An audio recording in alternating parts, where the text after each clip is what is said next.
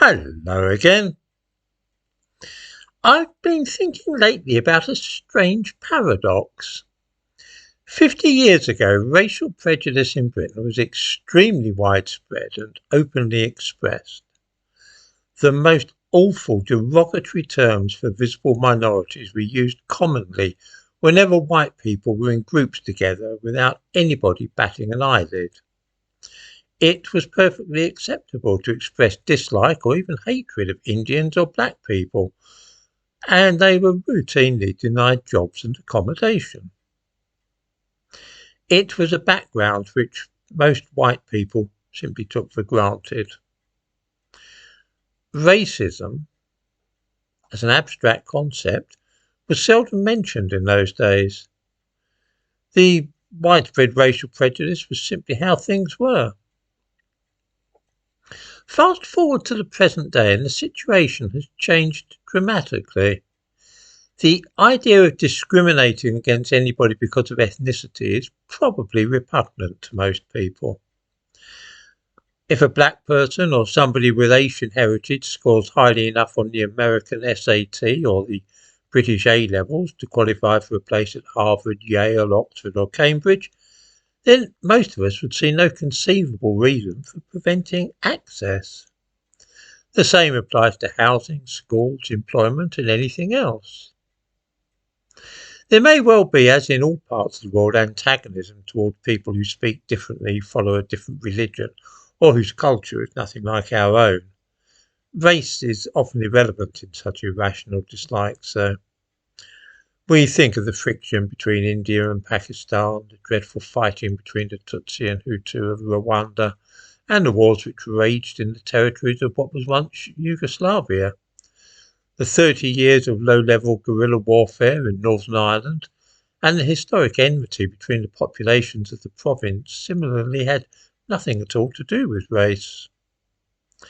The antagonism and prejudice in the above examples is between one group of black Africans and another, one population in South Africa against an ethnically indistinguishable set of people, and white Europeans against white Europeans.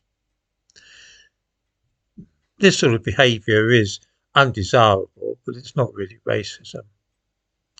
When it comes to actual racial prejudice in Britain, all the indications are that this has been declining steadily for decades. In 1983, between 50 and 60% of white people in Britain would have minded a lot or a little if a close relative married somebody of a different ethnic group. By 2013, fewer than 25% felt this way. Today, it's probably down to something like 10 or 15%. By these standards, racism in the sense of racial prejudice is at historically low levels in this country. Here is the thing though, although racial prejudice has fallen to very low levels, discussion of the topic of racism is now a continuous feature of life.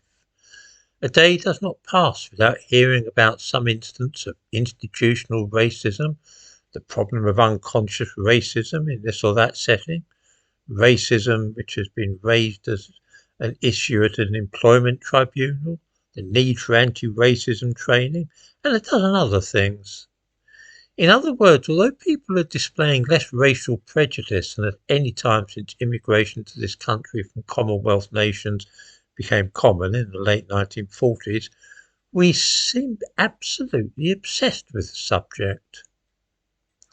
This has of course increased since the Black Lives Matter disturbances 5 years ago, which led to the current mania for decolonising everything from Shakespeare to the names of plants at the local garden centre. Almost every public body has policies on racism, and even the accusation of being racist can be enough to destroy somebody's career. If I did not know any better, I might think that with real racism being in a nosedive and in danger of vanishing entirely from the scene, that certain people whose livelihoods depend on maintaining the supply of racism are feeling nervous and growing worried that it might disappear entirely. This would be a disaster for all those in the diversity, equity equity and inclusion business, and so they have a vested interest in keeping the pot boiling, so to speak. There may, of course, be another explanation, but if so, then perhaps viewers could share it with us.